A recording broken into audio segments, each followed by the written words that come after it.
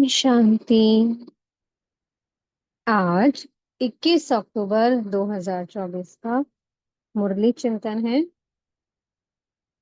आज मीठे बाप दादाजी ने कहा, मीठे बच्चे, सच्चे बाप के साथ सच्चे बनो, सच्चाई का चार्ट रखो, ज्ञान का अहंकार छोड़ याद में रहने का पूरा पूरा पुरुषार्थ करो। तो आज की मुरली में पूरा पूरा अटेंशन बाबा ने याद पर खिंचवाया है कि बच्चे याद पर पूरा अटेंशन देना है। याद से ही आत्मा पवित्र बनती है और अब सबको घर जाना है, तो इसलिए याद की मेहनत करनी है। अपने को आत्मा समझ उसे परमात्मा की याद में रहना है। समय निर्धारित करो कि मैं अपने को कितनी बार कितना समय आत्म स्थिति में स्थित करती हूँ, और उस आत्मिक स्थिति में स्थित होकर मैं बाबा को कितना समय याद करती हूँ।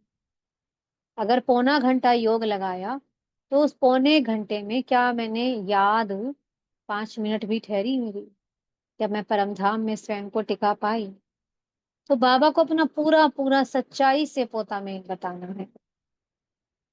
बाबा कहते हैं बच्चे मुझे ये तो बता देते हैं कि हमने ये सर्विस की, हमने फलाना जगह सर्विस की, हमने इतनों को ज्ञान सुनाया, लेकिन ये नहीं बताते याद में कितने समय ठहरे, कितने समय याद टिक पाई, कितनी समय वो ज्वालामुखी योग में हम रह पाए। क्योंकि योग अग्नि से ही जो जन्मों जन्मों का बोझा है वो भस्म होता है।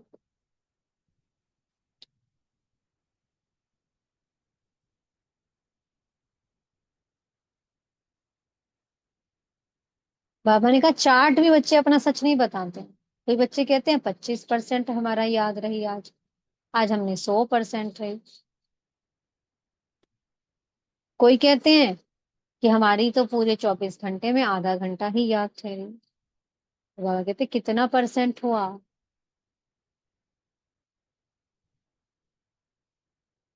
तो अब याद पर अटेंशन देना है। आप किसी को ज्ञान सुनाने जाओगे, लेकिन याद नहीं है, तो उसको तीर ही नहीं लगेगा। आज यज्ञ को हमारे चलते हुए 89 ईयर्स होने वाले हैं। अभी तक यज्ञ में कितनी आत्माएं जुड़ी हैं? सिर्फ लाखों में गिनती है अभी। मैक्सिमम 1 करोड़ होंगी, और देवी देवताएं तो 33 करोड़ आने हैं। और बाबा का परिचय तो पूरी 800 करोड़ आत्माओं को, सबको बाबा का परिचय मिलना है कि हाँ हमारा बाप आ गया है। तो अब सारा कार्य होना है याद के बल से। जितना जितना योग में रहने का अभ्यास होगा, जितना जितना योग का बल बढ़ेगा, उतना उतना आत्माओं को तीन लगेगा। बाबा कहते हैं म्यूजियम में प्रदर्शनी से, म्यूजियम में आप बच्चों को ज्ञान देते हो, प्रदर्शनी में समझाते हो, लेकिन कितनों को समझ में आए? तो इसलिए याद पर पूरा अटेंशन।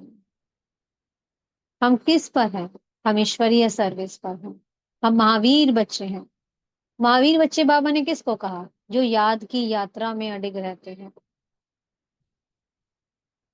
जो याद की यात्रा में अडिग रहेगा तो ज्ञान भी अच्छे से धारण होगा, फिर वो आत्मा दूसरों को भी ज्ञान को धारण करा पाएगी और उनको भी याद की यात्रा सिखला पाएगी।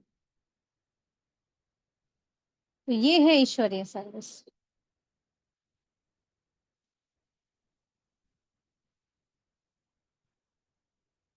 बाबा को सच्चा सच्चा पोता मेल बनाना बताना है कि हम बाबा की श्रीमत को अच्छे से फॉलो कर रहे हैं। क्या हम बाबा को अच्छे से याद कर रहे हैं? आप आत्मिक स्थिति का अभ्यास कर रहे हैं? तो जो सच्चा सच्चा बताता है, तो बाबा उसकी फिर मदद करते हैं, उसको अपनी दुआएं देते हैं, और भी उस आत्मा में फिर बल भरता है। बाबा कहते हैं कि हाँ, आप बच्चे याद की यात्रा में बैठते तो माया आपका बुद्धि योग हटा देती है, लेकिन टिके रहो, बैठे रहो। जितना आप पुरुषार्थ करेंगे, मेहनत करेंगे, तो बाबा फिर मदद करते हैं। फिर धीरे धीरे एक समय वो आ जाता है कि याद निरंतर रहने लग जाती है। लेकिन बाबा कहते हैं लेकिन अभी किसी की भी नहीं है निरंतर याद। अगर निरंतर याद हो तो कर्मातीत अवस्था हो जाए।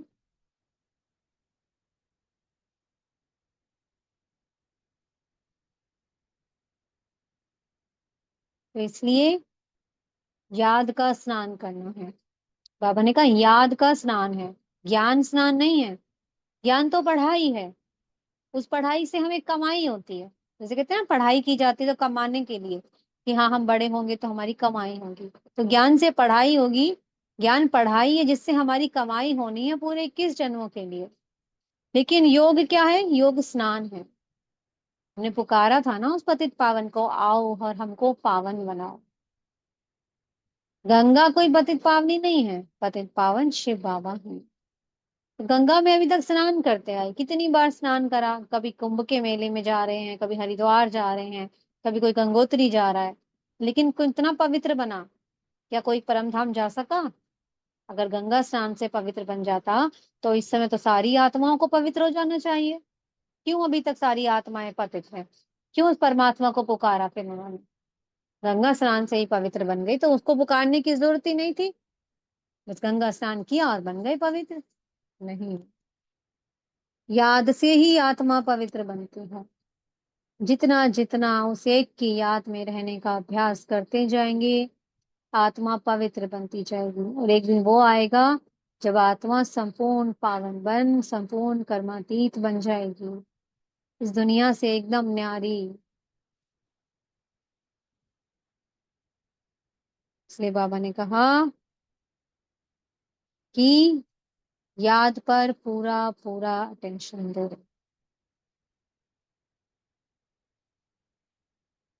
बाबा ने इस सृष्टि को, जो नर्क बन गई थी, उसे स्वर्ग बनाने का बीड़ा उठाया है।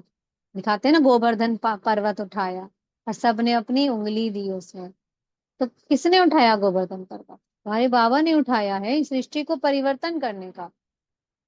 और हम सब कौन है? बाबा की गोप गोपियां, जिसने बाबा के इस कार्य में सबने उंगली दी, यानी कि इस बाबा को सहयोग दिया। कोई सतयुग में हम गोप गोपियां थोड़ी ना है, वहां तो सभी देवी देवता हैं। गोप गोपियां हम इस संगम युग पर बनते हैं, जो परमात्मा को इस सृष्टि के परिवर्तन के कार्य में मदद करते हैं। तो जो जितना मदद करेगा उसको उतना बाबा फिर इजाफा भी देते हैं, अपनी दुआएं देते हैं।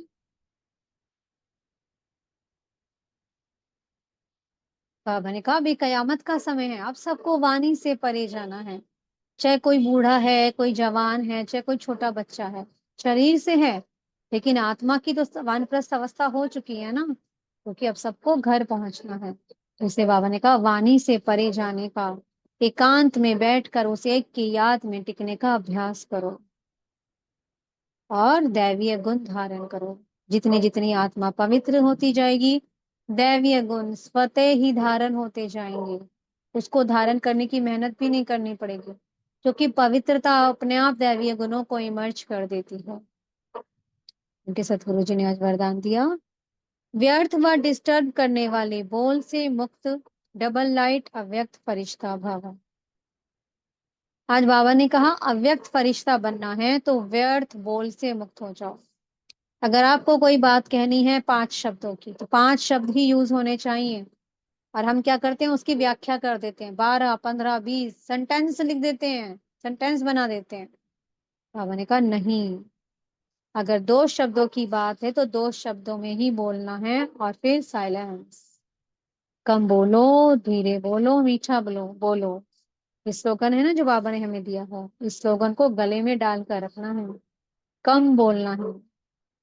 तो जो आत्मा जितना कम बोलेगी, धीरे धीरे वो आत्मा अव्यक्त फरिश्ता बनने लगेगी। मदद मिलेगी उसे अव्यक्त फरिश्ता बनने में। व्यर्थ बोल ही है जो हमें अव्यक्त फरिश्ता बनने नहीं देते हैं। तो इसलिए बोल पर पूरा अटेंशन। स्लोगन है, जो स्वयं को परमात्म प्यार के पीछे कुर्बान करते हैं, सफलता उनके गले की माला बन जाती है। संपूर्ण समर्पण, जिस आत्मा ने संपूर्ण समर्पण कर दिया उस परमात्मा की खातिर, परमात्मा उसे अपने गले का हार बना लेते हैं। इसके लिए बाबा क्या कहते हैं? Follow father. फॉलो मदर, जैसे मम्मा बाबा ने अपना संपूर्ण समर्पण किया, ऐसे ही हमें भी संपूर्ण समर्पण करना है। जैसे ही वो बाबा के गले के हार बने, ऐसे ही हमें भी बाबा के गले का हार बनना है। ओम शांति। बहुत बहुत शुक्रिया प्यारे प्यारे हमारे मीठे मीठे बाप दादा जी का। ओम शांति।